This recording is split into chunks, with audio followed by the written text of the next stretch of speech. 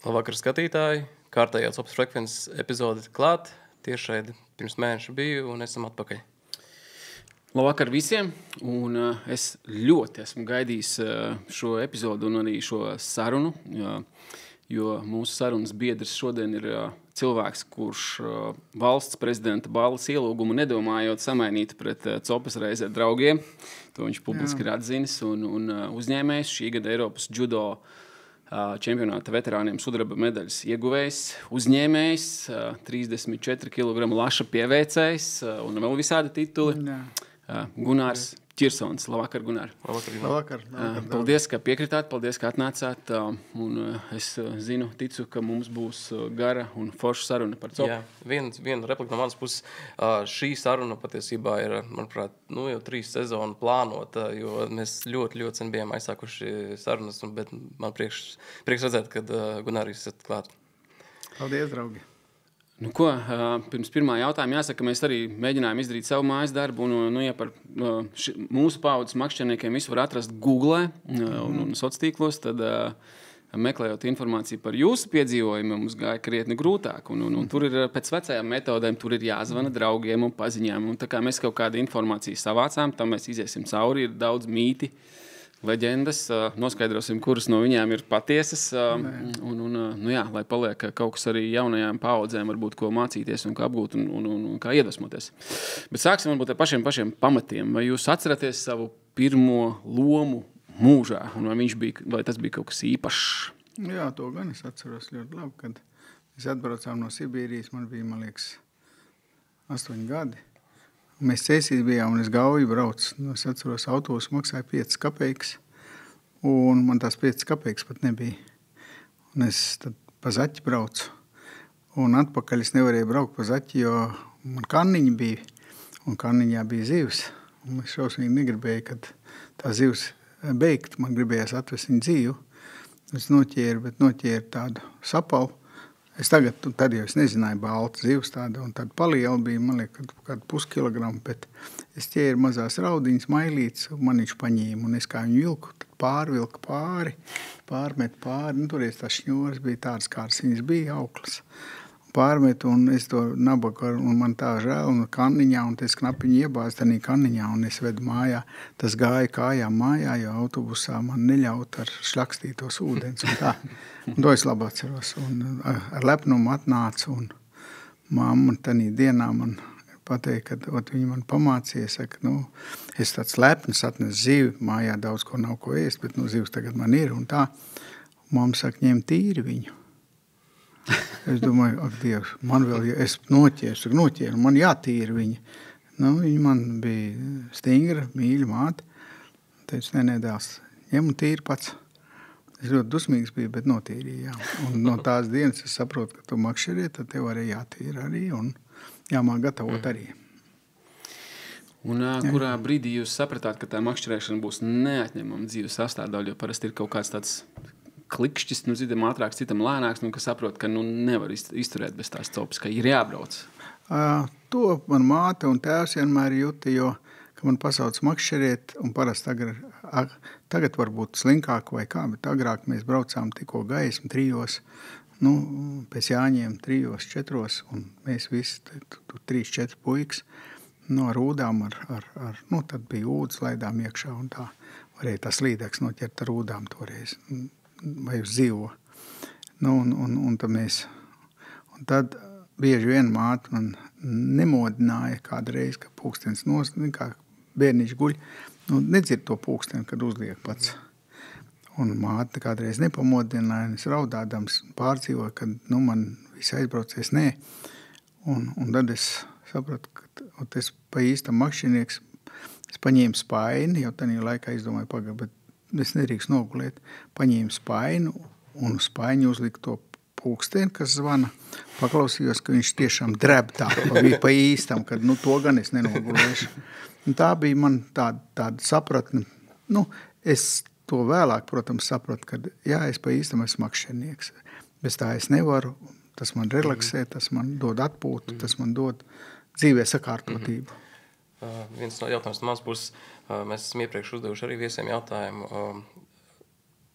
skalā no 1 līdz 10, cik traks makšķernieks Gunārs ir? Nu, es domāju, 11.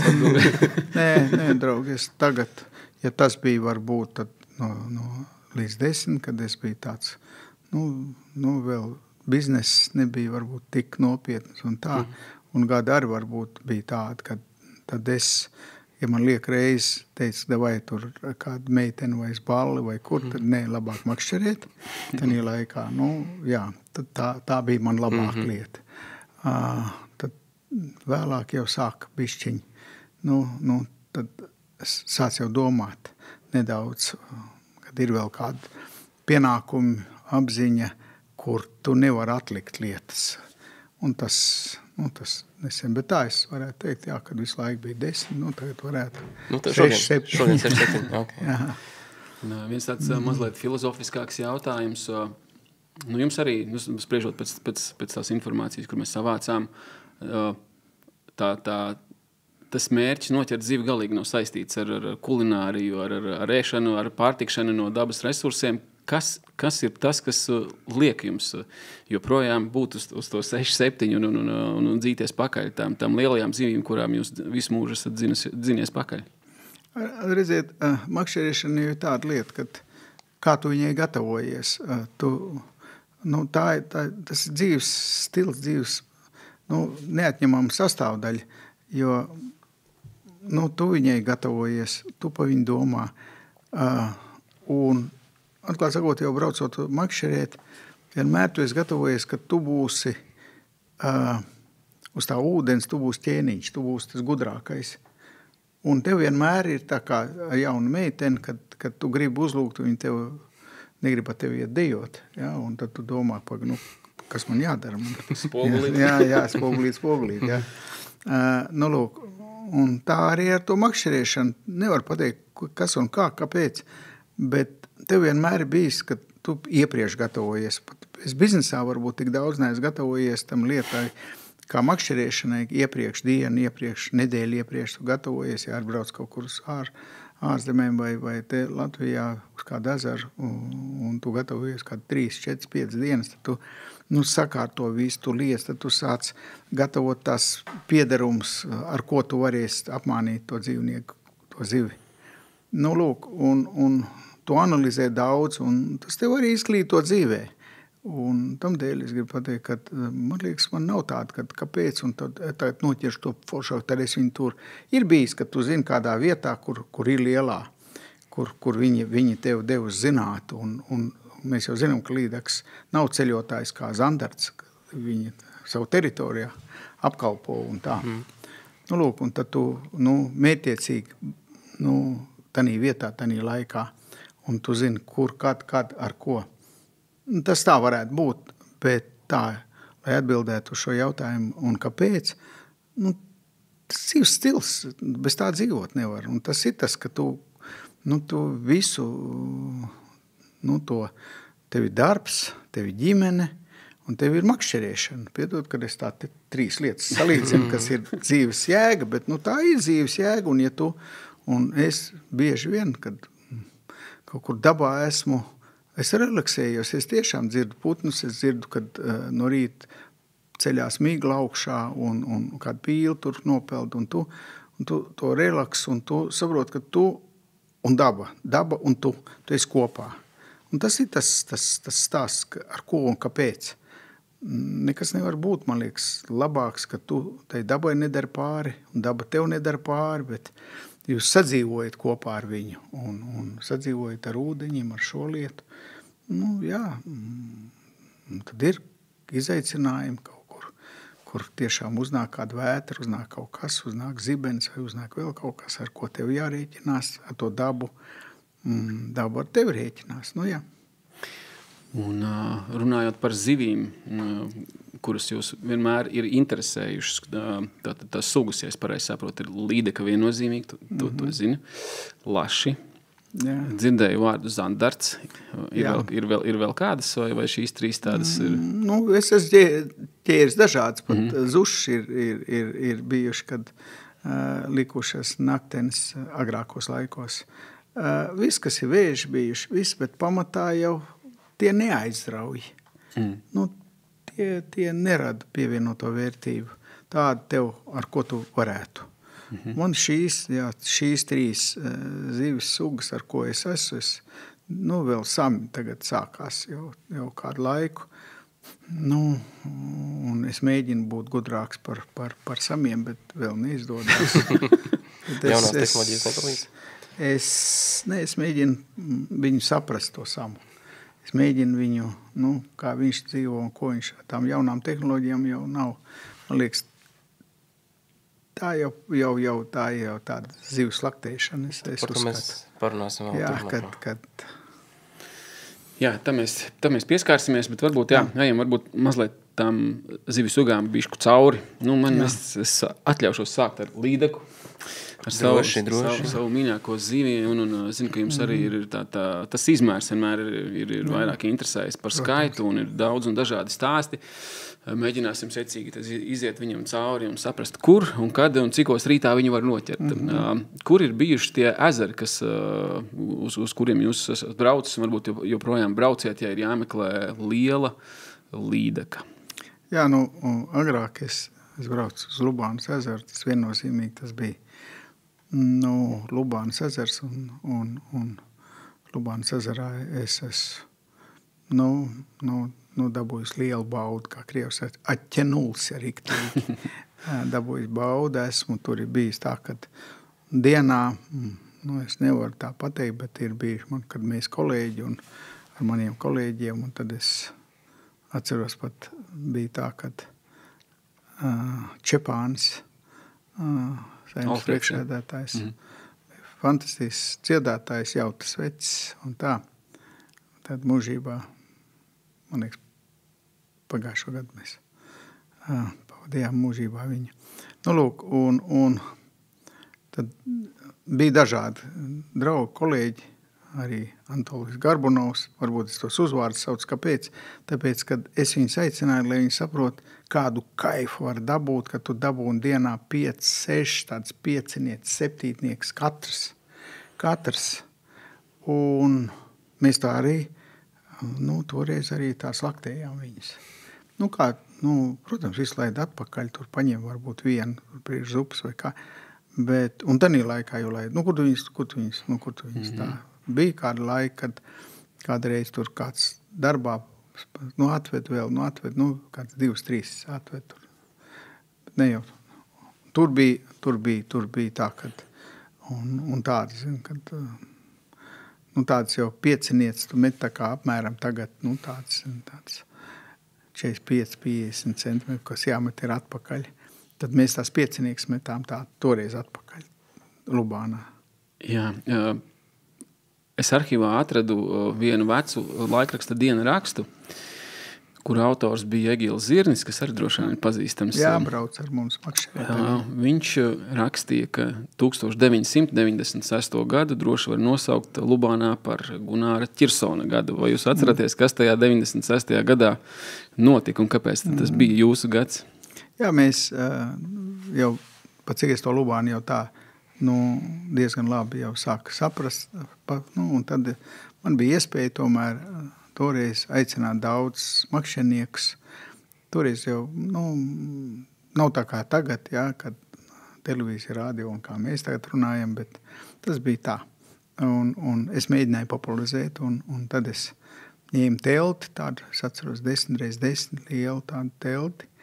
Tad visu lido kompānija dažādi veda ēdienus, klājām galdus, un bija tā, kad mēs arī, kāpēc es Čepānu kungu atceros ļoti labi, ka viņš dziedātājs, un tad mēs sataisījām tāds zvejnieku cepures, kā agrākos laikos zvejniekiem bija, un viņas dažādās krāsās bija.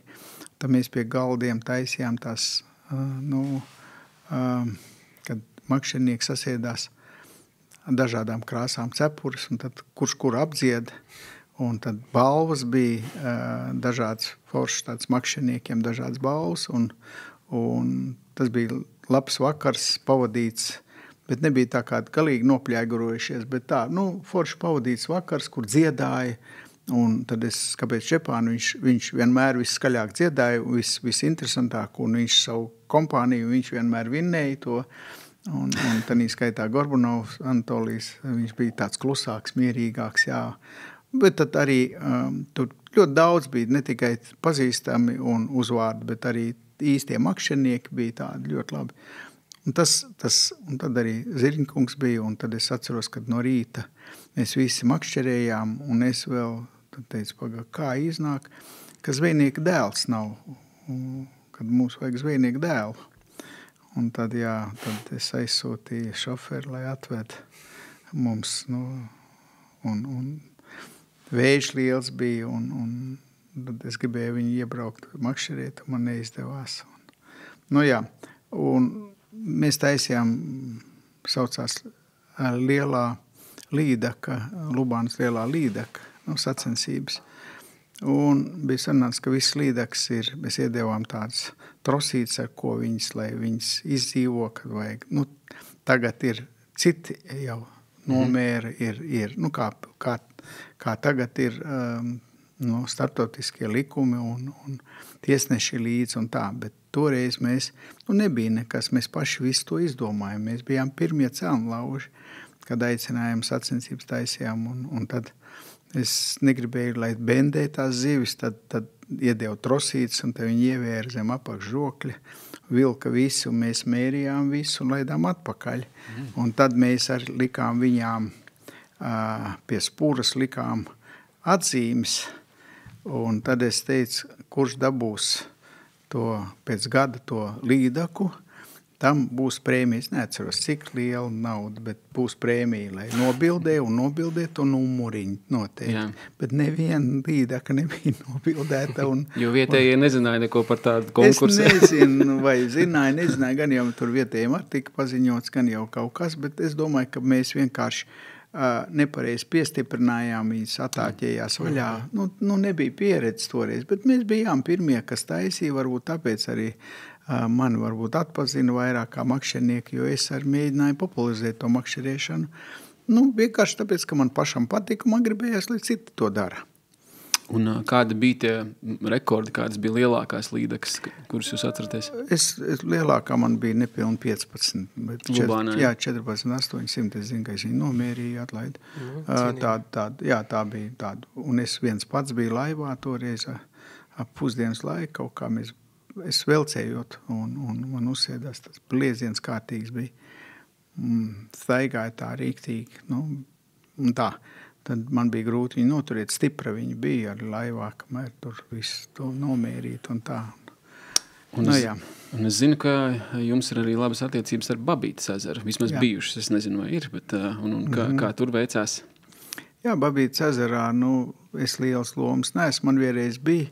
Babītes ezerā mēs dzīvojām, tad, es bieži vien, dzīvojam teltī vai trailerī, kādu reizi, un tad es zinu, ka mēs pie Lielupas bijām, un tu vienmēr agri no rīta, un cik tas agras bija, vienmēr braucām, tā, kad mēs ezerā esam ap 7, neagrāk. Un tad es šeļiem saku, ko mēs tās kārtas vakarā spēlējam, tur, duraku vai kādu, ejam ātrāk gulēt, pieceļamies ap 3, vēl agrāk. Un iebraucam ezerā, kad tumšs, tāds knapi var redzēt, iebraukt, krapi var redzēt tos, tas ūdenzāles vai nieders vai kā. Un tad es atceros ļoti labi, kad bija kādi 5, 4 tādi riktīgi bliezieni nāca no krūmiem ārā, ar malu noved. Pa dienu tu mētā viņi nekustās, nenāk, bet redz no rīta, kad tur nobrauc un ar vizulīti, kurš spēlē, tur nomet gar maliņu tā precīzi velc garām. Un jūt, ka tur viņai jābūt, ir tāds ieloks, ka viņi tur ir. Un, bija, bet neviena nepalika man neviena, bet bliezieni bija kārtīgi. Un es nevaru pateikt, cik viņas liels, bet bija labas. Tur ir iekšā kukaiņi. Tad es zinu, ka bija makšķerēšanas sacensības, mēs piedalījāmies, tad mēs toreiz, es atceros, novinējām arī. Un tās bija kaut 5, 6, tā, kad mēs jau kaut kādā vietā bijām tur dabūjuši. Tie bija tie laiki, kad tādas varēja šobrīd. Es domāju, ka tas ir retums. Gunār, pirms nākušajā jautājumā es atgādināšu mūsu skatītājiem, kad šobrīd šī tiešraide var skatītāji uzdot savus jautājumus Ķirsona kungam. Tā kā darat to gan YouTube, gan Facebookā droši. Mēs kādu no tiem noteikti uzdosim. Okay. Jā, un runājot par trofejām, šodien jau ir vairāki makšķernieki, kuri mērķiecīgi iet uz trofejām, un tas viņu ir tāds galvenais mērķis. Vai jūs savā laikā nebijāt tāds celmlauzis Latvijā tieši šai makšķerēšanas metodē, jo tur nepietiek, ka pasaka, es tagad iešu ķert lielās, tur mazliet arī jāpamaina paradumi, domāšana, rīki, un arī tur es zinu, ka jums ir tiesības saukties kā inovatoram tajā laikā attiecībā uz mānekļu izmēriem un formātiem. Pastāstiet par to, kāda bija jūsu pieeja, no kurienes jūs mācījāties vai ieguvāt informāciju, ka lielās ir jāķer uz lieliem mānekļiem. Jo šodien jau visi zina, ka vajag big bite. Tajā laikā neviens tādu vārdu vispār nezināja droši vien. Bieži vien ir pat biznesā tā, krievis tā ņuh. Kā tur bija kaut čujs, ņuks un poņi. Jā. Šeit arī es gribu teikt, tas ir tas pats. Es laikam pirmais biju, kas atved gumijas zivtiņas, jo man iznāca, kad es kaut kā vēl Žiguli, kā tikai dabūju atļauju, ka varēja braukt uz ārzemēm. Man bija iespēja uz Vāciju, un Vācijā es aizbraucu. Un tad es ar Žigulīti braucu, atceros, ar Žiguli atbraucu, un tad es tās, kad iegāju pirmais jau, kas nevis tur skrēja kaut kādas mantas drēbes skatīties, bet man bija interesi darba galdi, kokapstrādēji pastīties un makšķerēšanas lietas, un tad es ieraudzīju, ka gumijas, kā gumijas, tas nav redzēts. Tur viņiem bija jau gumijas, un es iegādājos, es atvedu šeit, jā. Kur gadi tie bija? Man grūti pateikt, tas, man liekas, ja man 87.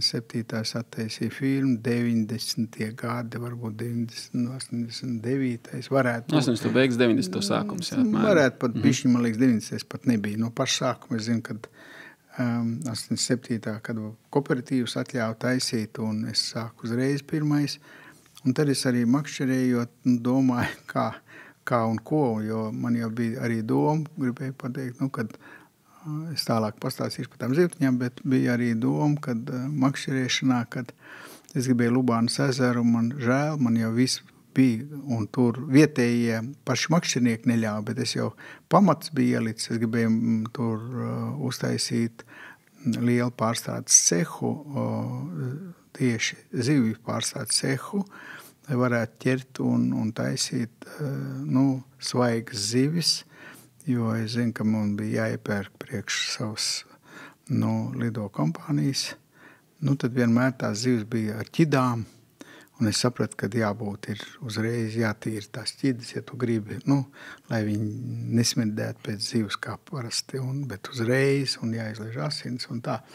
Un tad es biju domājis, es uztaisīšu ražotni pie Lubānas, un jau bija pamats ielējis visu, lai ražotni taisītu jau ar vietējiem. Es atceros toreiz ar paaicināju, neatceros, kurš bija tas ministrs, paaicināju, lai nāk uzstājies, ka tas ir labi, un kā man bija izdomāts, kad es nopirku plostu tādu, lai Lubānas ezerā pa vidu būtu plosts ar ģeneratoru, kur es varētu ņemt tās, jo viņi no tīkliem, ka ņem tās slīdaks, tad viņi iemet iekšā tajās kastēs, kā es redzēju, un ved krastā, un viņas pat dienu karsts, un tad, kamēr atved, svaiguma pazīmes tur ļoti maz ir.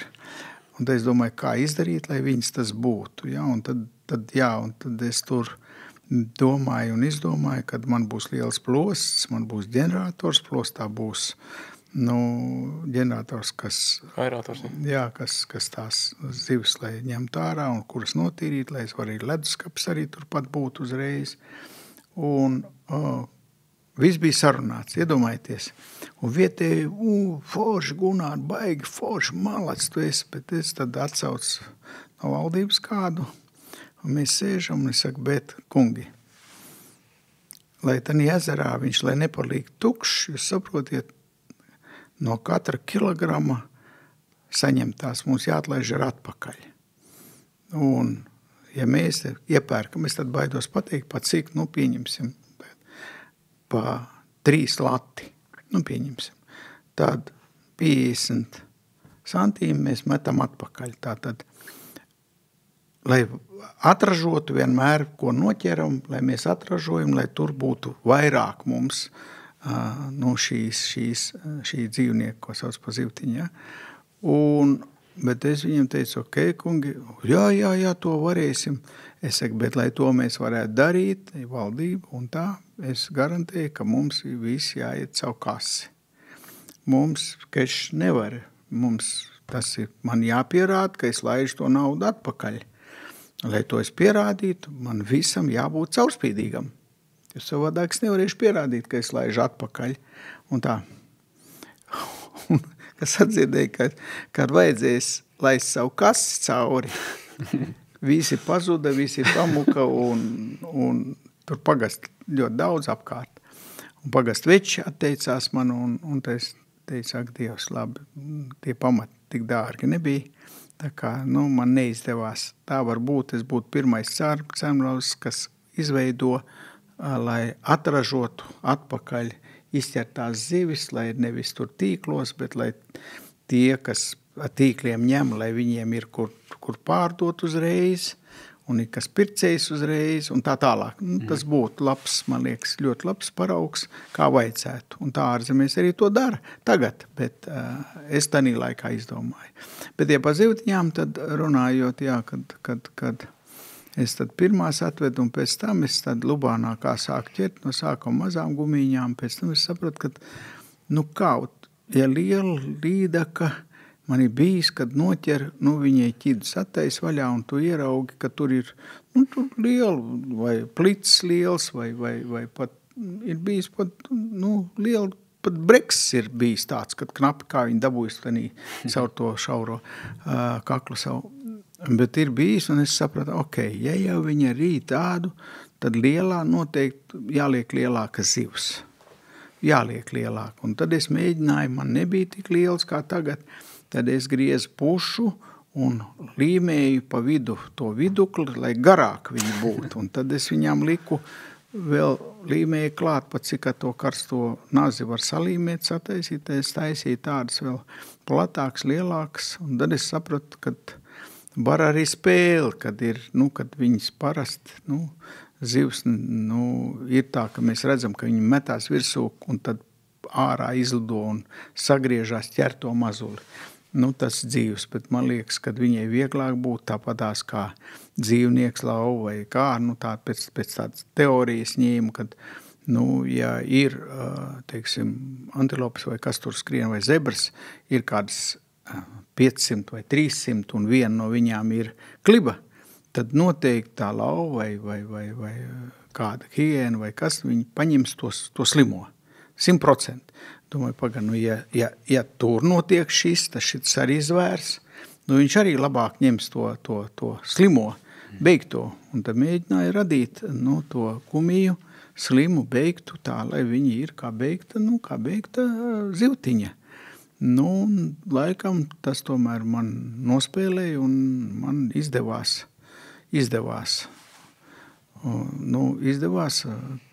to panāk, kad ražojot vai taisot, pārtaisot pusbeigtas tās gumijas, kas iet, man bija rezultāti labāk. Vai no tā, vai no man gadījās, es nezinu, bet, tā bija. Un šeit es varētu izstāstīt ļoti interesanti. Mēs bieži velcējām, un man tāds Juris Starvīts, tāds kolēģis, tā aizgāja pensijā gan, mēs bieži braucām ar viņu makšķerēt, viņš ar tāds traks makšķernieks tiešām. Bet viņš ļoti, kā es saku, ļoti viltīgs džeks. Bet labā nozīmē, es vienmēr saku, jo viņš bija mednieks, un es tad toreiz sapratu. Es saku, Jurka, tu man izstāsti, kā var braukt tādi veči ar tevi brauc, es nesaukšu tos uzvārdus makšķeriešanā medībās, bet tu viņus vienmēr apšauji. Un tu vienmēr tev lielākā cūka vai kas tev, un tu vienmēr dabūni to. Viņš saka, tu zini, Gunār, bišķi vairāk jāpadomā. Es saku, kā tas ir? Viņš saka, tu saproti, tad, kad es eju, es esmu ievērojuši, ka meža cūkas, tur, kur ir kvieši, ja, ka viņa tos kviešu to degunu izcilā un paņem. Un es ievēroju džeki, kas iet, viņi tik kabatās ir, un es ieraudzīju, un viņi ņem no kabatas, un tikai tur, kur viņi ies medību, un pa laikam izber tos kviešus. Es skatos viņiem tur, domāju, ka nekas nebūs, es saku, kā tev? Viņš saka, es tak redzēju, ka tā meža cūka ar to purnu, to kviesi, no zemes rok ārā. Es saku, ko tu darīji? Viņš saka, es paņēmu vienu kociņu, platāku to apakši, un es gāju, kamēr neviens man neredz, es zemē iedūru caurumiņu, iebēru tur kviešus un ar kāju piesitu. Es saku, viņš saka, kā, vai tu nesaproti? Viņi saprot, ka viņi tas kviesis nevis iebērts kāds, ka viņi vienkārši muļķo. Viņš saka, ar gudrs dzīvnieks no savas, nevis ar prātu, bet ar instinktu saprot, ka tas nav pareizi. Es saku, es viņai taisīju, kā viņai pareizi, un tad viņa saprat, ka te nav mednieku tūmā. Un tad viņi nāca tuvāk, un es viņu bliezu nost. Un tad to viņš man izstāstot, un tad mēs braucām, velcējot, un viņš man sēž aizmugurē, es priekšā, un es tā redzu to kātu. Es arī tā velcējot lieku, vai tā, vai zemāk, augstāk, un ar kāju regulēju. Man toreiz es pārtaisīju parasto elektromotoru ar kāju, pats pārtaisīju, kā man, lai varētu ar kāju viņu regulēt, jo man rokas nevajadzēja, abām rokām pa spinningam. Un šīs no muguras diviem. Un es skatos, ik pa laikam viņš tā brauc, un ik pa laikam parausta. Es saku, Juri, bet man tak nekur pie zālēm neķerās klāt. Ko tu rausti viņus? Ko tu čakarē to? Viņš saka, tu stulpsies, tu nesaproti. Es saku, kā? Tu nesaproti? Bišķiņ, tu velcē parau viņu, tā ka viņa paraustās nokrīt uz leju. Tanī brīdī, ja gadienā līdekiet, muguras viņa metās virsū. Man ar amats rokā bija. Foršs džekiņš, pareizi, loģika ir pareizi, ja?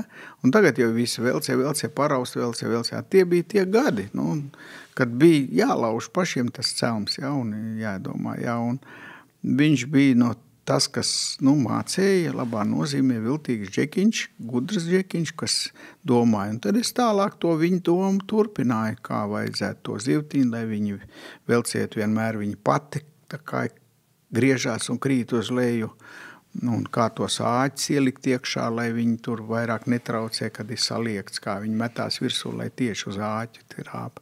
Tur bija tādas lietas, ko tu vienmēr domāji, un tas deva man prātam attīstīt arī biznesā un darbā un visur, jo tu domā, kā makšķerēšanā tu arī ar to zivi, un kā viņai vajadzētu, lai viņi tev un būt tev, ka tu ar viņu dabūt rokā un atlaist atpakaļ, vajadzēja kaut ko izdomāt, un jo vairāk domā, jo tas prāts arī, attīstās. Tāpat kā skolā, skolā tu mācies, lai gudrāks būtu. Tā arī dzīves skola bija tāda. Jā, par tiem salīmētajiem gumijām mēs arī bijām Lubānā pagājušajā gadā makšķerēt, un tur satikām vietējo vienu makšķernieku, un viņam bija neliela gan gumija, bet arī salīmēta no divām dažādām. Tā kā iespējams, ka tā jūsu ietekme tur joprojām turpinās. Jā, labi, jā, super. Par lielām līdekām jautājums, kādi jūsuprāt ir tie lielo līdeku paradumi, kas ir jāņem vērā makšķerniekam, kurš mērķiecīgi tagad ir nolēmis viņas ķert? Jo tas, ka lielai mutē liels kumos, to tagad arī visi saprot, ka vajag lielāku to izmēru. Bet tie paradumi, jūs minējāt babītē par to super agro rītu, bet varbūt ir vēl kaut kādi novērojumi, padomi, kā pie tās lielās zivs, kad viņai tā mute ir vaļā un kad viņa ir ciet, vai to ir vispār iespējams izskaitļot? Manuprāt, tas, pamatā tas ir agrs rīts, ja? Bet, lai varētu pa dienu pateikt, kad viņai ir, kad viņai nav, jo, kā jau es teicu, kad ir lietas bijuši, ka tu mētā brauc pa vienu vietu un tev nav, un pēkšņi tanī pašā vietā tev sāks vien pēc otras copēt. Un tad, tā ir, kad tu te manuprāt, es skaties gan spiedienus, gan tas, kad saulainā laikā, protams, tas, kad ir karsts ūdens, tad jāsaprot, kad jāņem kaut kur dziļāk, jo viņai arī ir, skābeklis karstā ūdenī, tak nebūs tik daudz kā vēsā atdzesētā ūdenī, to mēs arī saprotam, jā, un tādas lietas, tās ir vienkāršas lietas, un tur, man liekas, katrs no mums makšķerniekiem to saprot, bet, lai pateikt kaut ko tādu, ar ko es varētu atšķirties, es noteikti neturētu azotē, bet es noteikti pateikt, man nav šobrīd tāda. Es zinu, kad no rītiem, jā, kad ir apmācies, kad lietains laiks, jā, kad nav, lielā vējā arī es dabūjis, diezgan labi. Tā kā tas nevarētu traucēt, varbūt, ja babīte varbūt, kad, ja pārāk liels tas ūdens duļķeņs, jā, protams, tad man liekas, kad ir grūtāk dabūt, un arī, kad viņi varbūt pie kaut kur zālāji būt tūmā, viņi kustina tas zālājs, varbūt viņa, tramīgāk vai kā. Te ir ļoti grūti. Es nevarētu neko ieteikt, piedodiet, bet es nevaru ieteikt neko. Uz kuru ūdeni jūs šodien brauktu, ja vajadzētu noķert Latvijas rekordlīdeku Latvijā? Es domāju, ka es tagad noteikti brauktu uz Liepājas ezeru patreiz. Man patreiz veicies Liepājas ezerā. Man ir bijis, kad kāds 8, 9 ir bijuši. Apmēram, jo es jau tagad vairāk nemēris, apmēram tā. Paskatos, palaižu atpakaļ, un tā ir. Jā, man liekas, ka tur, bet viņš arī aizaug, un tā ir laikam lielākais jau kad 2 gadi. Tur aizbrauc tikai vēlā rudenī, un tā, tu vari pastāstīt, kā man bija gadījās, gandrīz noslīku. Liepājas ezerā man bija vēlā rudenī iebrauc, kad jau ledus, un es ieraudzīju no kanāla brauc riņķī un iebrauc tur. Un redz pa vidu, vaļā ir pa vidu.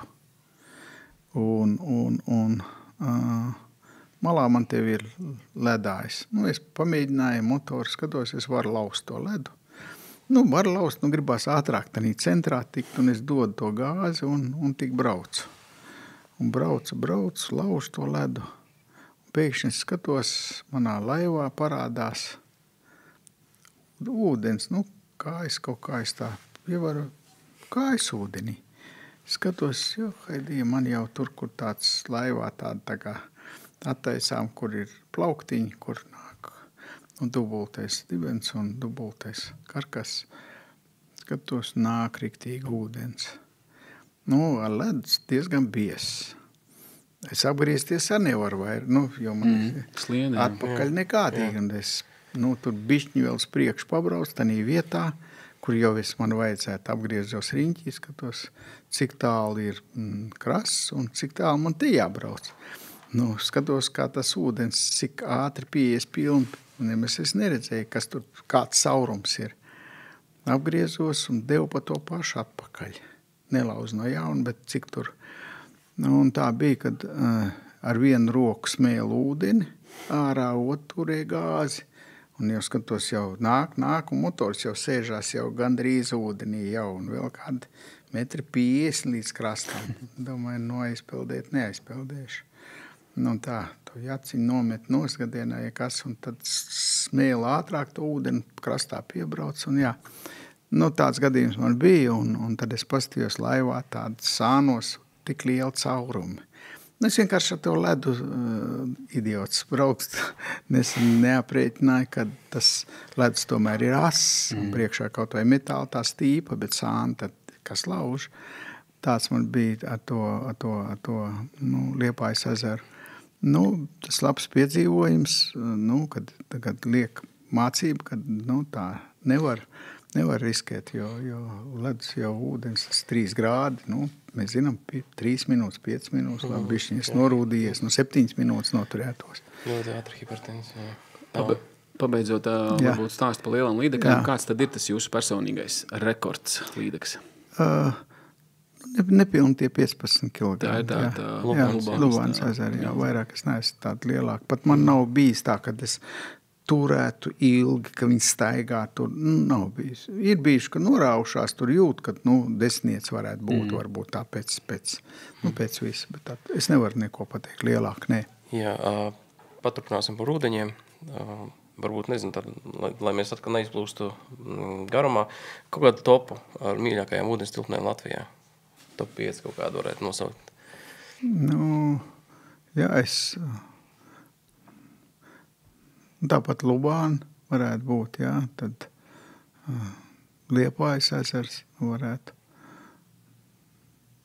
Vengurs ezers, jā, nu, Burtnieka ezers, nu, un Burtnieka ezers sevišķi patīk. Tur, protams, tā lielās nevar neko, tur tāda man nav bijis, tur lielās, bet, jā, nu, no tiem ezeriem tādi, nu, varētu būt. Pa Lubām, pa Latgali, es tur viņus to, nu, es vazājies, nu, parasti man bijis pavasaros rudeņos, es ņem atvaļinājumu, tad es pa Latgales ezeriem tur braukāju tur, bet viņi izkāsti visi ir. Par šo jautājumu arī no mūsu kolēģa Kārļa Gulmaņa. Viņš jautāja, kad jūs esat uzsācis kaut kādu iniciatīvu par Latgales ezeru apsaimniekošanu, un tā kā viņš gribēja zināt, varbūt, kāds status šobrīd ir un kādi plāni. Nomainījās ministrs. Jā, man bija lauksaimniecības ministrs, pie kuras sāku ar Gerhardu kungu, nu, par to runāt, kad viņš bija. Tad Dits Šmitiņš bija ar viņu, un man gribētos, un tā es biju gatavs, kad vai atjaunosim, nu kāpēc mums jābrauc, un es bieži braucu uz Somiju, jā, ja Latgali ir, nu, ezera zemi, tā viņas ar sauc, nu, un tad tur no vienas vietas ezera, nu, vai tad mēs mazā Latvijā nevarētu, nu, ja ir, runāsim pa lašiem, pastāstīšu pēc tam, bet šeit man gribētos, ka, nu, paņemt vienu ezeru, kā man bija sarunāts, vai vienu ezeru es pats paņemšu apsaimniekošu, aizbraukšu uz nu, pagastu šefiem vai visu makšķerniekiem, vai ļaujiet atjaunosim vienu ezeru, parādīsim, ka var un uz tā parauga minimāliem kapitāla ieguldījumiem, bet maksimāli organizēto to vietu, tad varētu sākt un valdība, lai sāk piedalīties. Tas ir nu, mums, tas ir turisms. Mums tagad nav ne nafta, ne gāzi, nekas, mums tagad jādabūna turisms. Un kāpēc mēs tagad redzam, ka blakus Baltijas valstīs, nu, ir Somi, Zviedri, Norvēģi, nu viņi tak uz tā dzīvo tur un tur ir gan cilvēku pastaigas, gan, nu, vispārējais, ne tikai makšķeriešana. Un tur kāda mums ir tā zeme. Tā ir skaistākā zeme pasaulē, es domāju. Ja paņemam, tur nevar salīdzināt ar Somiju un Zviedriju, ja, kad mums tiešām ir tas reliefs un tas dabīgums, viņiem tomēr tie akmeņi vairāk Somiem un tā. Mums ir tiešām tā kā gandrīz lauksaimniecības zeme, un starp viņiem tur tā kā purvāji un tie ezeri tādi, nu, viņi tak ir fantastiski. Un to nu, nevar atkārtot nekur kā tikai pie mums. Un man ļoti gribējās, bet, nu, žēl, ka tā valdība tik bieži mainās. Jā. Pie tā, kad šie kungi bija gatavi. Abi divi bija gatavi ar vienu, ar otru uzrunājusi. Mēs gatavi, kas vajadzīgs, man jau nekas nav vajadzīgs. Man vajadzīgi atbalsts, sapratne un lai, nu, rāda, ka tas ir labi, ja, un to mēs padarītu. Nu, jā. Mazliet paturpinot šo tēmu, pirms mēs aizjām pie lašiem, pie tā karaļa. Kaķīša ezers bija tāds stāsts. Jā. Vai par viņu var runāt šobrīd tikai jau pagātnes formā, vai tur kaut kas turpinās, varbūt izstāstiet, kā viņš sākās, kādi bija tie mērķi un kāpēc tas tika darīts? Tur es Viešu ezers, viņš saucās, kaķītis. Viņu vietēji nosauc pa kaķīti, tur savu vēsturi bija. Nu, lūk, un es iegādājos tur fantastisku zemi. Fantastiski zemi man bija, un tiešām bija, un man ļoti žēl, ka tas tā ir noticis. Es uzcēlu fantastisku viesnīcu, uzskatu, kad viņa, nu, pēc visa eksterjeri, interjeri, pēc visa es varu lepoties ar viņu. Skatījos Cēsvainas pili, jā, un tā, nu jā, muižu un uzcēlu. Bet ezers bija tur pievienotā vērtība tai lietai. Un sāk ar to ezeru, un tad es gribēju, lai tas turisms būtu tur, lai būtu, nu, fiziskā kultūra, tātad sports un vispārējais kalnu slēpošana, ziemā arī makšķerēšana un vasarā. Un tas ezers bija labs, un tādā ezerā es, protams, varbūt nelikumīgi vai salaidu tik daudz zivis iekšā, kad es nevienam neprasīju un tik gāzu iekšā. Tas varbūt no manas puses nebija pareizi, vajadzēja saskaņot, lai zivs ar zivu sadzīvo kopā, bet es domāju, laidīšu, lai viņi dzīvo, lai viņi katru viņu aprīs. Lai paši tiek galā. Tiek galā savā jā, tur iekšā salaidu. Es atceros karpus, es tur šausmīgā, tad zandarts salaidu par. Summas tās bija ļoti liels, jā, 100,000 bija salaists naudā, jā, latos. Un pat es samus salaidu atceros, tur, man liekas, es nezinu, cik tonnas tur salaidu samus iekšā pat, lai tur tagad es domāju, ka tie ir lieli tādi, izdzīvojuši sami tādi, domāju, pa 50-60 kilogramīgie jau būs tur sami, jā. Lūk, un jā, bet tā iznāca, kad kāda apstākļa dēļ man vajadzēja pārdot to. Un nevajadzēja pārdot, bet man tur iznāca ar savu partneri dažādas domas. Es negribu to cilāt un meklēt vainīgo. Pats jau es visur, ja kaut kas nav izdevies, jāmeklē sevi vaini nekādam citam. Lūk, un tā man iznāca ir, kad es gribēju, lai tur vai būtu un mūs taisīja karpu maratonu, tur makšķerēšanas karpu maratonu bija interesanti. Pus 3 dienām tur makšķerēja, tur tā vietas lozēja, kur viņi, un tur jau bija, un karps tur bija lielās tiešām jau, un mēs visi laidām atpakaļ, jā. Lūk, bija interesants laiks, un tur arī es atceros, kad šobrīd Silmačs spēlē Dita Lūriņu, un tad mēs arī aicinājām aktieris, Dita Lūriņa bija arī savu kungu, un viņi arī uzstājās tur pirms maratona, mums tur iedvesmoja visu makšķernieks un tā. Tas bija interesants laiks, un es ar to lepojos, un kaut kas bija padarīts, žēl, kad nav vēstures tālāk, lai turpinātu to, bet gau galā. Labi, ejam pie tā karaļa. Tagad mums būs jautājums no jūsu drauga, lai būs austiņa. Jā, ok. Jā. Būs uz ekrānu. Labvakar, Gunār! Sveiki, draugs! Viens jautājums par lašiem. Pirmā daļa, uz kurien un kāpēc tu dodies makšķēt lašus tagad? Mūsdienās. Es pat pirms 20 gadiem biju tajās lašu nometnēs pāris. Savādāk es to nevaru nosaukt. Lašu pētniecības un darba nometnes.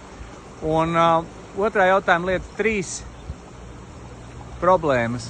Kādas ir Latvijā lasim, kas traucē viņam būt tur, kur vajag un tik, cik vajag? Tad 3 lietas, kas traucē lasim Latvijā. Okay.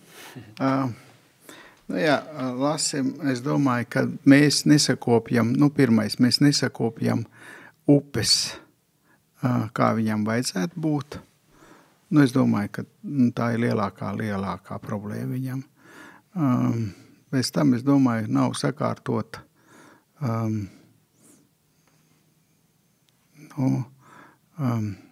attiecības, cilvēku attiecību pret šo lasi, jo malu makšķernieki ir ļoti daudz, neskatoties to, kad inspekcija un viss strādā.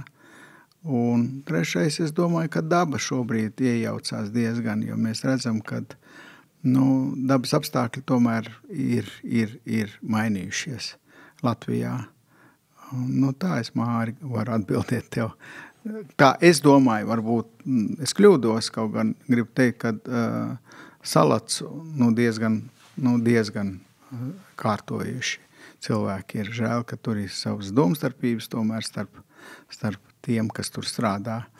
Bet tā kopumā to upi ir sakārtojuši, un ar to mēs varam visi lepoties.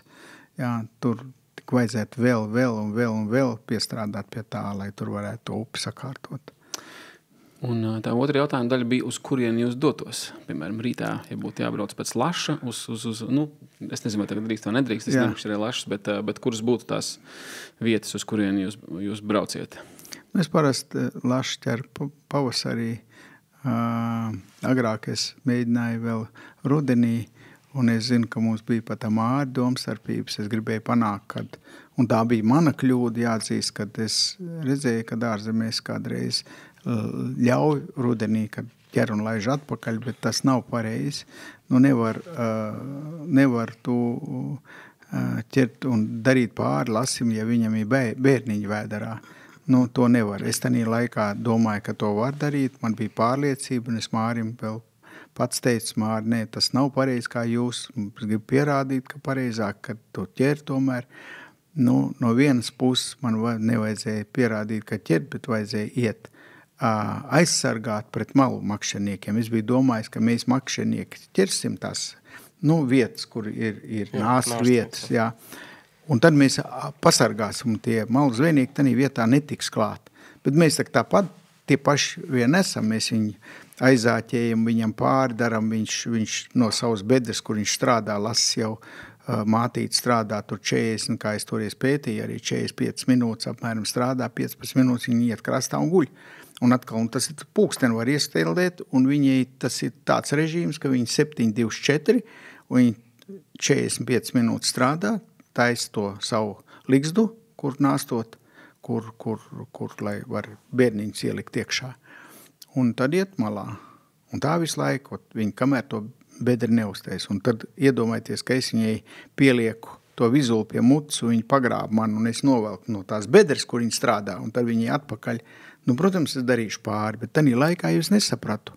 Man jāatzīst, Mārim jāatvainojās, jā, un kurš stāvēja par to, ka tā nedrīkst darīt. Es domāju, nedrīkst darīt, un jā, daudz lietas varbūt dzīvē, bet ja tu atzīsti un tu saproti, ka tu, tad to, jā, es rudenī tas pavasaros cenšos braukt, makšķerēt, tagad es tā kā neesmu uz lašiem. Jā, un par to vēsturi runājot, jūs arī tikko minējāt konkrētas minūtes, cik lašu mamma pavada bedrēs. Tad mēs nonākam pie viena no stāstiem, kas droši vien nav leģenda, ka jūs esat arī videokameras zem ūdens līcis jau senos laikos, kad neviens vēl nezināja tādu vārdu kā GoPro, kur tagad katrs var atļauties, bet tad tas droši vien maksāja mazliet vairāk nekā šodien. Bija tāda lieta. Kasetes pieejams jau kaut kur ierakstīt? Tās ir viss, man vecās kasetes, bet tur jābūt ir lentiniekam. Tās viss man bija. Es pirmais, man liekas, Latvijā nopirku novērēšanas, kameras, ieliek tāds apaļu bunduļu, un es no krasta varēju viņiem regulēt, viņi grozījās, un likām pie kur mamma tieši, kāpēc es to varēju novērot, kad mēs traileri ielikām televizors 2, tāda neliela toreiz bija, un tad mēs salikām tās kameras, un pētījām, kā viņi strādā, tā mamma, un tad mēs arī, jāatzīst, kad mēs arī laidām vizuļus viņai pie mutes, kad viņi strādā, vai ņem vai neņem. Tas bija nepareizi no manis, jā, bet es toreiz nesapratu, jā, bet mēs pētījām, vai viņi ņem, vai viņi neņem tanī brīdī. Viņi ņem tanī brīdī, un mēs laidām atpakaļ, tad viņi tanī brīdī bija stresā, un viņi negāja uzreiz bedri strādāt, viņi malā nostājās. Bet tad, kad mēs pētījām, tad tiešām tur bija tā, ka viņi 45, mēs chronometrējam, skatāmies 45, nostrādā 15 minūtes un pēc pulksteņiem. 15 minūtes paiet, ir atnākusi, jā, jau strādā atkal, jā. Un tēviņš ir tik pa laikam, tas lielais piepeld klāt, padzina tos mazos, piedodies pateikšu, kā mēs teicām, padzina tos joberas riņķī, kas tur ir apkārt, kas pie tās mammas tur lien klāt jau, un viņš atkal aiziet. Un ik pa 2 stundām viņš tik izlien ārā, tas nav novērts precīzi, cik laika, bet viņš atnāk un padzen visu projām, un tad mēs redzējām, kā tas viss notiek, vērojām tieši skatījāmies, ka mamma to sīkrus, ka laiž nost, un tas tēviņš tā pieskarās viņai, un viņa laiž ikrus, un viņš pieskarās viņai, un viņš laiž to spermu ārā. Un viņi tieši tā kā cilvēkam. Viņi noklājās tieši uz tiem ikriem. Un tie ikri krīt tanī bedrē iekšā, tanī, kur viņiem nostājušies. Ja? Un mēs to redzējām. Visu vērojām precīzi, kā tas notiek. Tas ļoti interesanti mātītā. Un labā laikā tāds saulains laiks, mēs vismaz trāpījām tā. Saulains laiks un tā mātītā, tā spiež ārā, un viņš atkal viņai spiežās pie sāniem un berzējās un laiž to tā viņiem. Tur tas notiek, jā. Par kuru gadu mēs runājam šorīt? Tās tehnoloģijas droši vien bija ļoti reti, kam pieejams arī. Tas, es domāju, man liekas, Māris varbūt labāk atcerēsies. Es domāju, ka tas kāda 92. gads varētu būt. Ja kāds šobrīd Latvijā domā, ka viņš pirmais ir izmantojis laivu tehnoloģijas, tad nē. Tieši nulpes bija ar vagonu. 90. gadu sākumā, lūk, ar daudz labāku bildi nekā šobrīd piedāvā jebkuru laivu tehnoloģiju. Tas ir darīts. Nu, ka mēs esam nonākuši līdz leģendāram stāstam, leģendām apītam stāstam, neviennozīmīgam stāstam ar dažādiem viedokļiem, bet līdz 34 kg lasim.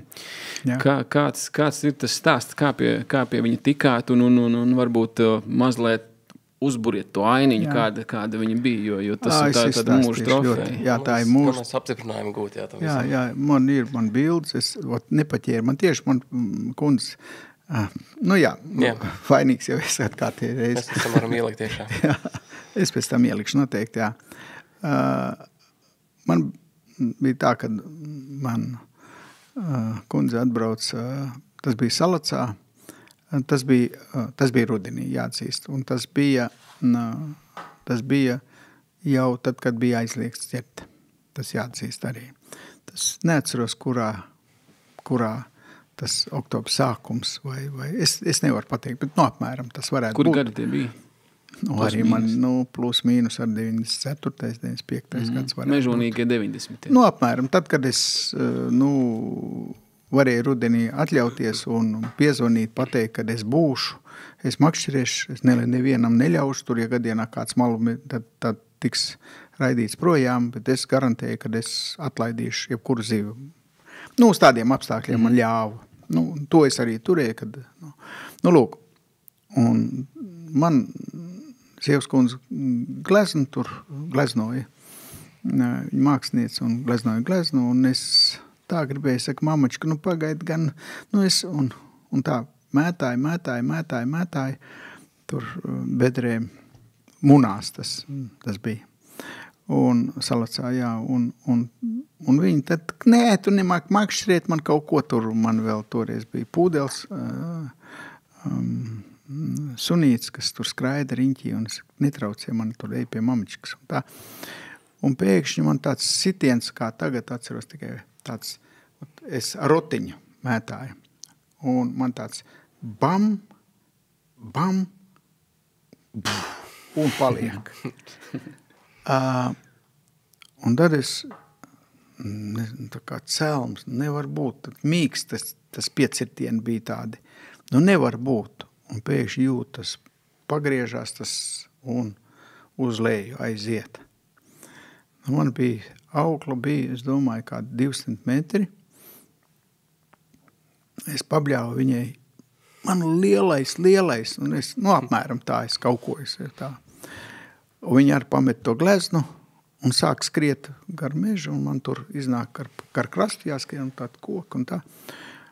Un to mēs visiem izskrēja cauri, munās tur ļoti labi pēc pagrieziena, un skatos lejā pagrieziens, un tur bērs viens iekšā ūdenī. Un es tur tādi 2 krūmi, tādi, kur es nevarēju, tad es metu makšķeri pāri, nometu, auklu, lai gadienā viņš iet, lai viņš ripo, un pārmetu auklu un apskrēju riņķī, paķēra atkal stroķi no jauna, 2 reizes tā darīju. Un tad skrēju, tad es zvanīju savam draugam, un viņš bija citā vietā trailerī, gatavoja vakariņas mums. Un es zvanu viņam, mobīlēs jau bija, un es viņam zvanu, tie mobīlie vēl lielie tādi. Čemodāni. Jā, es saku, Saška, Krievs man tāds, Saška, bеги ко мне. Čom, es saku, что tā огромное, беги. Viņam kādi, es tā apmēram rēķināju, tur kādu kilometru pie manis bija jāskrien. Un es apmēram parēķināju tās minūtes 15, kamēr viņš skrēja kilometru vai 20, pameta, viņš tiešām skrēja. Un viņš kā gāja, tas lasta, viņš gāja tajā bērzā iekšā, un tas bērz tā pagrieziens, un bērs ir ūdenī iekrits, un viņš tieši ieiet tajos, es domāju, viss. Bet es pie sevi domāju, pavēlt Saška te skrien, nedabūšu. Bet mamačka man skrēja un tas suns, es saku, lec uz tā bērza, un bērz vēl krastā, te malā. Un es viņai bļauju, lec uz bērza un bļauju, un lec un plec un bļauju, un dari visu, ko tas suns reju viņa tur pa to bērzu lēkā, cik var, jā. Un es tik turu stingri, lai tās šņori nostiept stingri. Un es jūtu tā šņori, tā trinkš pa tiem zariem. Un es skatos, izgāja ārā, un viņš tagad pa to placu sāk man staigāt jau. Tātad nebūtu mamačkas, man nebūtu, viņi lēkāja pa to bērzu, sita, un viņš tā kā no tā trokšņa gāja ārā, un es nostieps to šņori, pa cik, un tad tā šņori neaizķērās, neaizvien zana, bet pārgāja pāri, viņš izgāja, un tas Saškār atnāca. Jā, un es ar viņu, es domāju, vēl minūtes 10, 15. Un iedomājieties, tā kā mēs viņu izvilkām, man bija tā, kad mēs zinājām, ka jāpaķer pie astes. Un tas Saška iegāja tā līdz cik vien varēja ūdenī, ūdens jau augsts, un viņš ieķērās viņam astē. Un es to pēc tam uzzināju, un viņš ūdenī, skatos, kā 2 metri tur ūdenī ielidoja. Es viņam bļauju, ты вообще, neteikšu rupi, kā es pateicu, ты что делаешь? А ну-ка давай обратно. Viņš man saka, da pašau ты. Un man šitā te, es dusmīgs, ka viņš lec ūdenī, ko viņš tur lec ūdenī. Un es tik turu to lasu, un atkal Saša, viņš izlien atpakaļ no ūdens, saka, не надо, es saku, lūdzu, tikai nevajag netrokšņo, es pievilkšu vēlreiz, tu paņem viņu pie astes. Viņš man kaut ko rupi pabļauja, un tā. Un otrais un trešo reizi, un tad viņš paņēma un aiz astes pacēla, un es redzu ārprāts. Viņš jau nebija lasis, viņš kā karpa bija jau brūns vēders karājās viņam tāds. Bija tāds, un viņš viņu krastā izlika, jā, un atāķējām, un es gribēju viņu pacelt, un bildē var redzēt, ka es tik stipri piekus biju, kad es mēģināju viņu tā pacelt, un es nevarēju pacelt viņu. Es uzvilku sev bišķiņu virsū šitā te, un nevarēju. Un tad arī es tos 34, mēs ar Sašu, abi divi tā. Saša, man nebija ar ko nosvērt. Es apmēram to es pateicu, draugi, kad viņš var būt pat lielāks. Viņš bija, tas knābis pretīgs tāds. Viņš un pats lasis jau, kā veci cilvēki tādi, kuri jau nodzīvojuši savu dzīvīti un viņi nav tas skaistuma brīdī tāds, kā jaunībā skaists. Un viņš arī bija jau nodzīvojis savu dzīvi tā. Un tad mēs viņu ilgi turējām ūdenī, kamēr viņš aiziet un aizgāja tā. Un tad es biju laimīgs, un tad es arī atceros, kad es 2 reiz tā bijis, kad es nokritu ceļos kristīgs. Es saku, Dieviņ, es jums apsolu, ka es nevienu lasu nekad nepaņemšu, es laidīšu visu atpakaļ.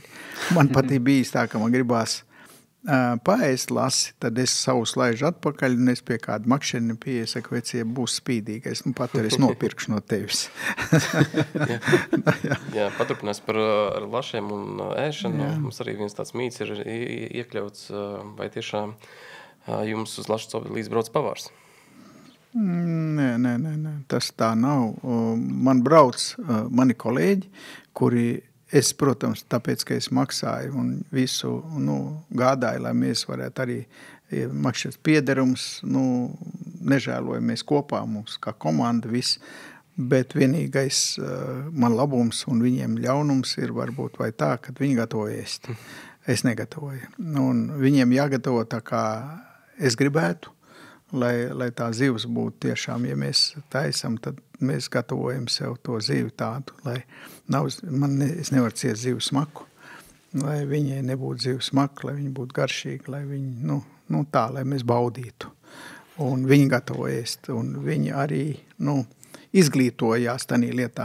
Nevar arī, ja sviestu uzsmērē uz sviestmaizi, te jābūt tik gludam un jāuztais tā, kā tam jābūt ir. Tas man ir vienmēr tā, es pieredzes. Tad mīts daļai lausts. Jā, bet varbūt mums tas laiks kūst neizbēgami. Paiesim varbūt vēl pa dažiem mītiem. Vai taisnība, ka līdeku lielos mānekļus jūs esat nedēļu turējis pūdētās zivīs, lai sasūcās ar smaku, ka viņas labāk ņemot? Jā, to es esmu darījis. Es licis esmu iekšā un pat es esmu griezis iekšā, iegriezis zivtiņas, gumijas zivtiņām iegriezis esmu, tā kā kādas 20 griezienus katrā pusē, lai tā smaka ieiet tur vēl dziļāk. Bet tad sapratu, ka tā ir dumība. Kāpēc? Tāpēc, kad pavelkot, viņa ātri un pēc, kad es pavelku kādu 100 metru, es izvelku viņu to māneku ārā, vairāk nesmīt man viņš. Es saku, ko darīt, lai dabūtu, ka viņš ilg. Un tad pagaidu, izdomāju, es iegriezīšu mānekli, es paņemšu zivtiņas gaļu, ielikšu iekšā un aizlīmēšu ciet. Un iegriezīšu vēl, lai tā zivtiņas tā gaļa, kas zivs, lai pa īstam būtu kā zivs, ja? Lai viņa visās pusēs ir. Bet tas nestrādāja, jo pavelkot es nedabūju rezultātu. Es to darīju, bet rezultāts nebija jāatzīst. Un tad es sapratu, kāpēc rezultāts nav, tāpēc, ka tā gaļa jau pa ūdeni, kad tu velc viņa kā paņem drēbi, izmazgā vai zivi, kad tu paliec, un to es arī visiem makšķerniekiem teikt, ja jūs sasaldējat zivis, vai jūs gatavojat pirms tam minūtes 5, 10 zem vēsa ūdens, zem augstu ūdens, nomazgājiet viņu. Viņa attīrās. Bet līdekā to zināja, un viņi neņēma man, jo es viņu attīrīju ātri. Velkot viņa zivs jau, kad dzīva, tad viņa savu smaku izdala, un viņa ir dzīva. Bet ja viņa nav dzīva, un tu pa ūdeni pavelcē viņa savu smaku, tu izmaskā viņu. Tā kā to es darīju, jā, bet rezultāti nebija. Jā, turpinām nākušo mīti, ja? Vai taisnība, ka tu, Gunār, ar helikopteru Latvijā devies tā kā uz grūti pieejamiem ezeriem un meklēji rekordlīdeku?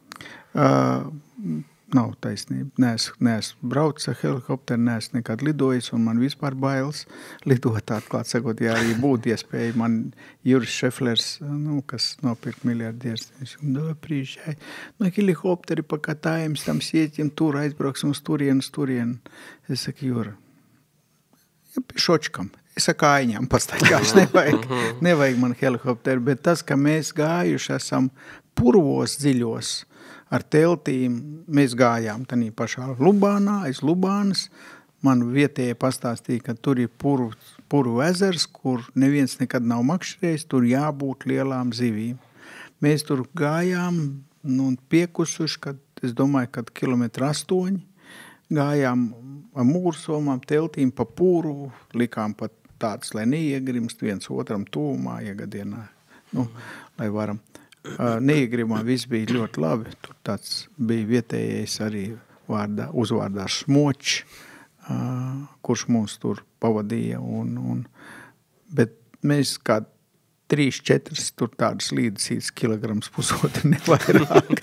Ko zāķa likt vai ne? Un tad pa nakti palikām, domājam, rīts būs un tā, nodzīvojām, neko nedabujām. Vienīgais tas tā ir bijis, jā, kad meklējām, jā. Vai taisnība, ka esat viens pats 90. izpircis visas laša licences, lai varētu mierīgi makšķerēt?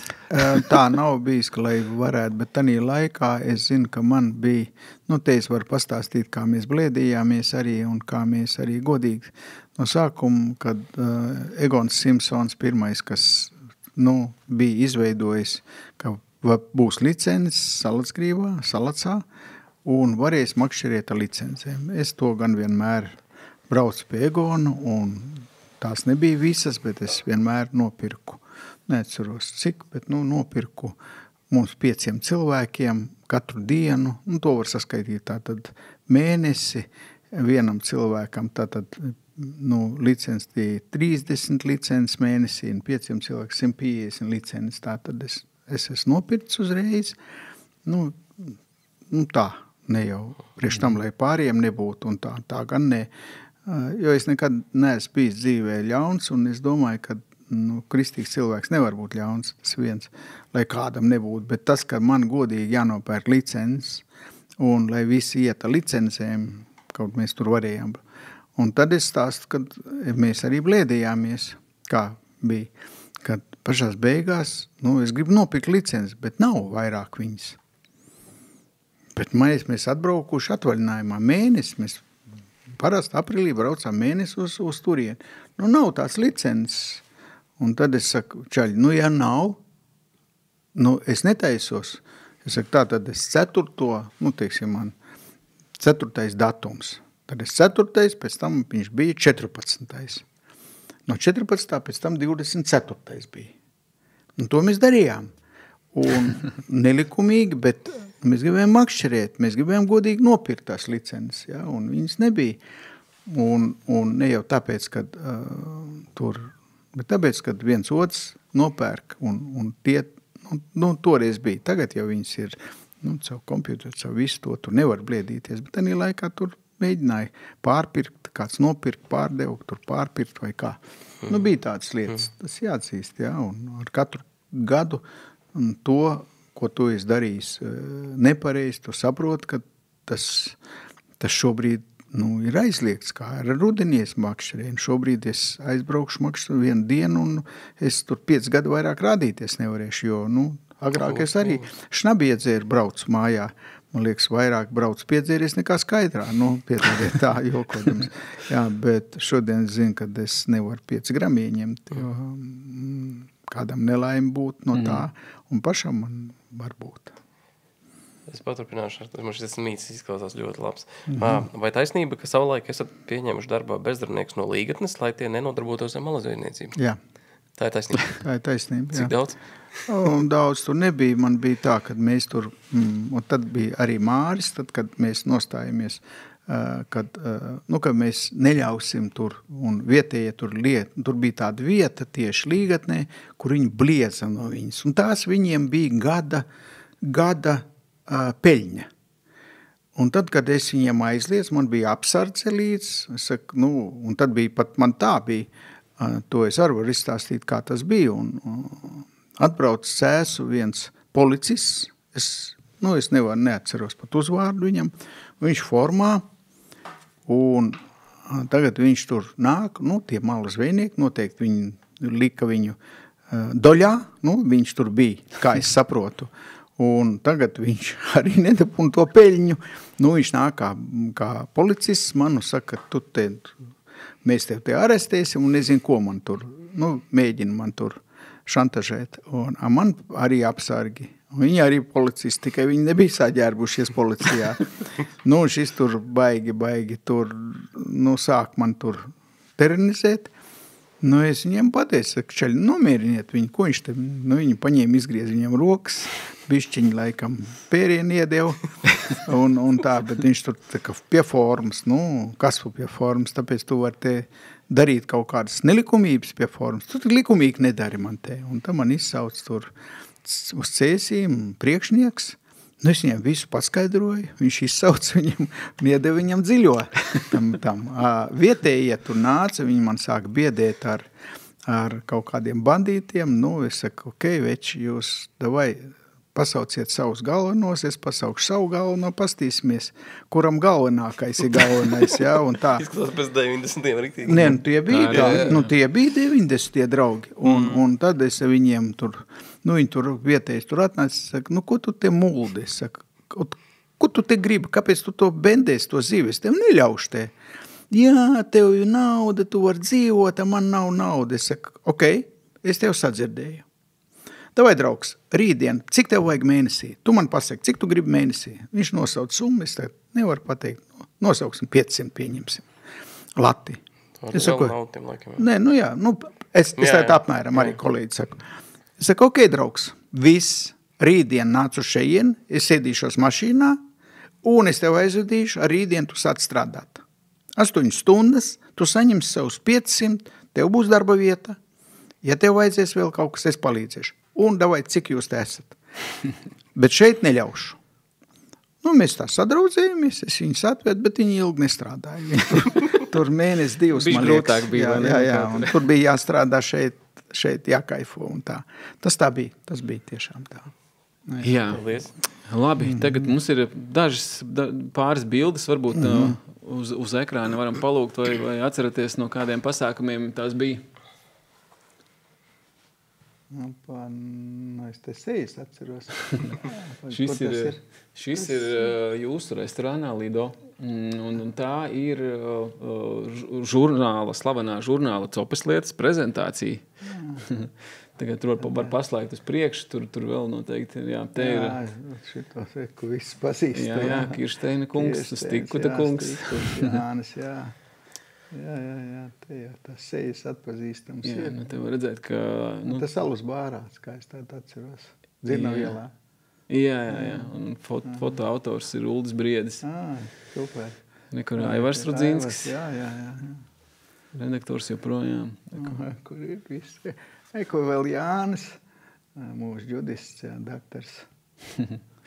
Un šīs bildes nākamās atsūtīja Jānis Stikuts. Viņš gan nepateica, no kādiem pasākumiem tas ir. Jūs atminaties? Kur tas ir? Es nevaru atminēties. Mans jurists, man vietnieks, Vilns Ciruls, jā. Vēl pāris, jo Jānis Stikuts tajā laikā, ja nemaldos, bija federācijas prezidents, un tad jau tie noteikti kaut kādi sporta mači, tajos jau jūs arī esat mazliet piedalījies. Jā, tas ir te kaut kur, tad man liekas, ja Babītas ezers, man liekas, te ir redzams. Nu, pēc tam zaļajām mājām. Jā, tā ir tā telts, ko es vedu. Tas, man liekas, Babītas ezerā mačs bija, tad es arī tur. Šitās ir citas bildes, tas mums to mēs pēc tam tur runāsim. Jā, bet sportā jūs arī esat bijis iekšā nedaudz. Es zinu, ka sudraba medaļa ir izcīnīt, vismaz tas, ko es atradu. Kādi vēl panākumi? Jā, pagājuši, kad es biju Lasvegasā, tieši Trumpu vēlēju. Un Lasvegasā bija pasaules čempionāts judo cīņās. Senioriem, jā. Un es tur otrais paliku finālā. Nenoveicās bišķiņi. Bet jā... vismaz redzēju, kas ir Lasvegas, tas ir vienkārši ārprāts. Tur cilvēki, es pastījos, kā un kā ar cilvēkiem manipulē un kā cilvēks, ja iegājis šī azartā.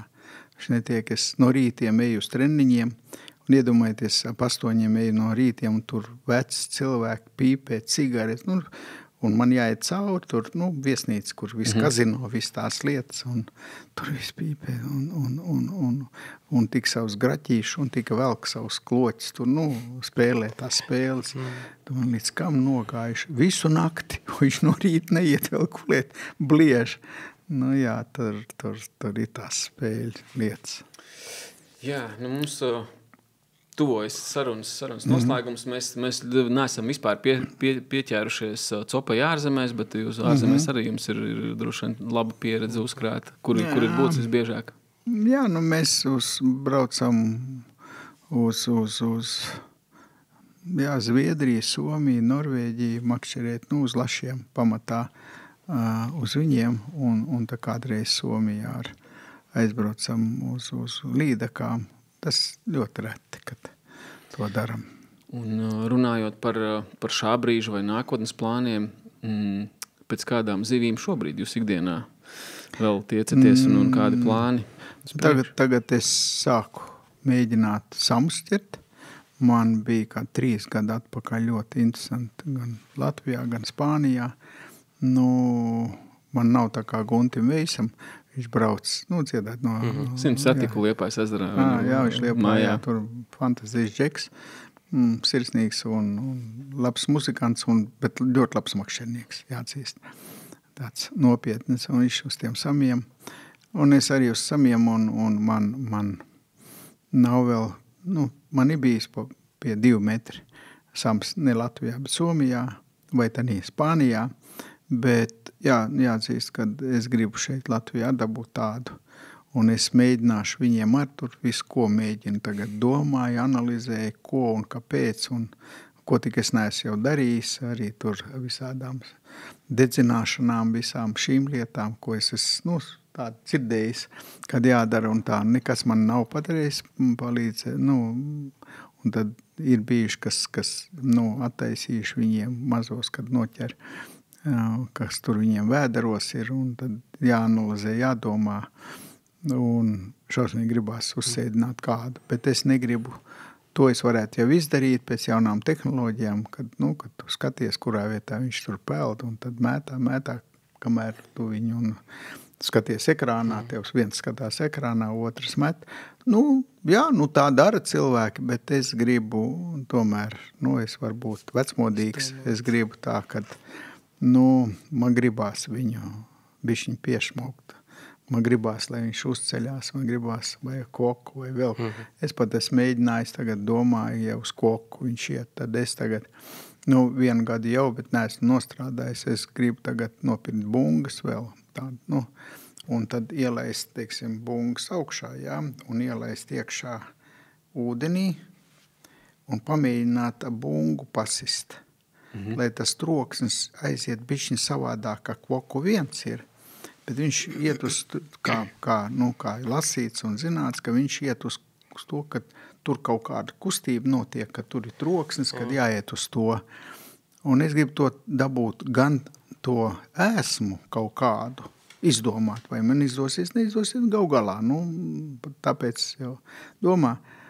Un tad es domāju to troksni arī pamēģināt, ne tikai to koku, bet pamēģināt tās pašas bungas, ja, kad viņš jau dod rezonants, vai viņš aizies tas troks vai nē, es nezinu. Es pamēģināšu arī šādi. Man gribās kaut ko, kas vēl nav bijis. Radīt, izdosies, neizdosies. Vismaz es esmu darījis, gal galā. Jā, jūs pieskārāties tām jaunajām tehnoloģijām pavisam īsi. Kāds ir jūsu viedoklis? Viņas ir vairāk ļaunuma vai vairāk labuma pienes, jo tāda var piemest pie deguna gan savam, gan līdekai, gan zandartam. Redziet, tad, kad telefoni pirmie atnāca, un šodien es gribu atkārtoties, tā būs lielākā nelaime vispār šī lieta, jaunā tehnoloģijas viss. Viņas būs ļaunākas, un telefoni būs ļaunāk nekā narkotikas. Jo mēs jau kļūstam necilvēki, mēs kļūstam jau robotizēti un ļoti stipri robotizējamies. Un mēs jau negribam, kā man darbā, es bieži vien mācos no bankām un man ir sapulces un man ir kāds viens otrs kolēģis, un viņš sēž sapulcē un viņam šits un tā viņš to es tenī brīdī redzu, es pārtraucu sarunu, gaidu, ka viņš beigs, ka viņš noliks. Piedod. Un tad es gribu izdomāt, ka man tomēr sapulces, lai noliek telefonu pie sekretāriem, sekretārs, lai ja kādam ir pieraksta, ka tanī brīdī ir nevar, jo tu pārvērties, un tad es zinu, ka kādam es cenšos neskatīties tur kaut ko man vajag zināt, pēkšņi tur nospied, viss tev zināms.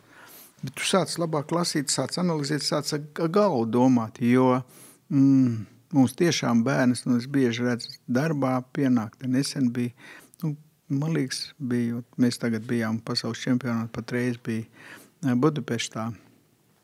Judo sacensība tagad iet. Un šodien arī vēl iet, rītdien būs vēl cīņas smagsvariem. Un tā. Un tur priekšā man sēdēja ar kāds cīkstons, skatījās. Un viņam bērns bija, un tam bija apmēram 2 gadi. Un es skatos, un mēs skatījāmies nepārtraukt 4 stundas, 5. Un tas bērniņš sēdēja viņam blakus. Viņš viņu apņēma šitā un skatās to cīņu. Tas tikai apmēram 2 gadi, un es tik skatos, viņš pašķir skatās nākošo tur kaut ko. Un viņam 2 gadi bija aizņemtība. Tas acis sabojā. Ja man jaunībā bija ritens ar ļonaks, mēs nevarējām nopirkt. Tad es viņu šrotā gāju, tagad šrotu sauc, tad bija izgāstuvis. Un gāju, spieķis ņēmām, visu taisīju, visu mēs to paši savām rokām taisījām. Makšķeris visu savām rokām, visu to mēs saceros, kā mēs tās visu riņķus paši tinām un likām, lai nebija toreiz, nevarēja. Lūk, šodien tas viss pieejams, un tās tehnoloģijas ir pieejamas, vai viņas labas vai sliktas, es to negribu analizēt, bet es zinu, ka telefonizācija un viss šī te komputerizācija, tā ir novedījis un intelekts un viss tas kopā. Manuprāt, mēs ejam jau uz robotizāciju tā. Makšķerēšanā es neatzīstu to, tas ir mans redzējums. Protams, ja es gribētu aiziet, tur dabūt to 2-metrīgo, tehnoloģijas ir nopērts visu to labāko, noliec 2-3 aparātus sev, tu viņu atradīsi, uzliec mānekli, uzliec šņori, un tu viņu uzsēdinās. Cits varbūt pasaka, ko tu te muldi? Tu mēģini šādi, bet es gribu šādi. Es negribu teikt, ka tas ir slikti. Priekš manis tas nav. Tas nav izaicinājums. Nē, es nekaifoju no tā un negribu arī kaifot no tā. Tas, ka man ir tas arī aparāts man ir, un tas, kad es kokojot skatos, kā viņš pieceļās un iet atpakaļ un nenāk man virsū un neņem. Un tad, tāpēc es gribu to koku izdomāt, lai viņš nāk tomēr, kad visi koko, un viņam jau, man liekas, apniks tas jau skaņa, kad, tā. Kad jāizdomā kaut kas cits. Kas tas būs cits? Nezinu, vai izdosies vai ne, nezinu. Jāuzķer pie kuras dziesmas varbūt, pie kura ritma viņš nāk augšā. Dzirdējis hipotēzi par to kokošanu, kad tas atgādina skaņu, kad Sams barojas. Tā kā viņš nāk un skatās. Jā, varētu būt, kad viņš nāk skatīties, kā cits barojās, kad nāk viņam tā skaņa. Tieši tā. Labi. Mums ir tāda tradīcija, ka mēs viesiem sarunas nobeigumā uzdodam kādus 4-5 ātros jautājumus. Un tie ātrie jautājumi ir tādi, tur ir minētas 2 lietas un jāizvēlas viena no viņām. Okay. Tāda ātrā spēlīte. Jā. Tad lūk, tas, ko mēs jums esam sagatavojuši, nopelnīt 100,000 eiro biznesā šodien vai noķert Latvijas rekordlīdaku? Noteikti noķert Latvijas rekordlīdaku. Cīņa ar 34 kg lasi vai deja ar balles karalieni? Lasis. Cope Latvijā vai cope ārzemēs? Latvijā. Noteikti Latvijā. Cope vienatnē vai ar draugiem? Jāpadomā. Atbild nevar gan. Ir kādreiz, kad ar draugiem, ir kad vienatnē. Bet šobrīd. Jā, būtu jābrauc. Laikam ar draugiem. Un tad pēdējais copes diena uz ezera šodien vai pirms 30-40 gadiem? Pirms 30-40 gadiem. Kāpēc tā? Varbūt es biju jaunāks. Un otrs bija makšķernieks stipri mazāk. Šodien ļoti daudz sabojā garstāvu, ka tu redzi, kā tev nobrauca motoru laivu, nepieklaik tūmā klāt. Un, ka tu redzi, ka viņam izglītība, viņš ir nopelnījis naudu vai nozadzis, nezinu. Bet iekšējā kultūra pilnīgi nav. Vai makšķerējot, tu makšķerē lašs, tev pienāk klāt un met gandrīz vai pāri. Tu negribi lamāties, tu negribi neko, un tad satin makšķerēji projām. Agrākos laikos tas nebija. Agrākos laikos es atceros, es nopirku mēbeles, man no visas stāvu skrēja, visi lejā apstīties mēbeles, un Jānis 9. stāvā visi palīdzēja stiept augšā. Šodien bļautu, ko tu nolic te, ko tu te un tā tālāk. Tas dzīves attiecības tanī laikā bija kultūrālāk. Šodien mēs gribam pa krievu valodu runāt, pa tautību runāt, bet ne tikai par to, par attiecībām un cilvēcīgumu. Agrāk viņš bija labāks. Labi. Novēlēsim no savas puses piešmaukt to sama izmēru, kāds ir ielikts mērķī.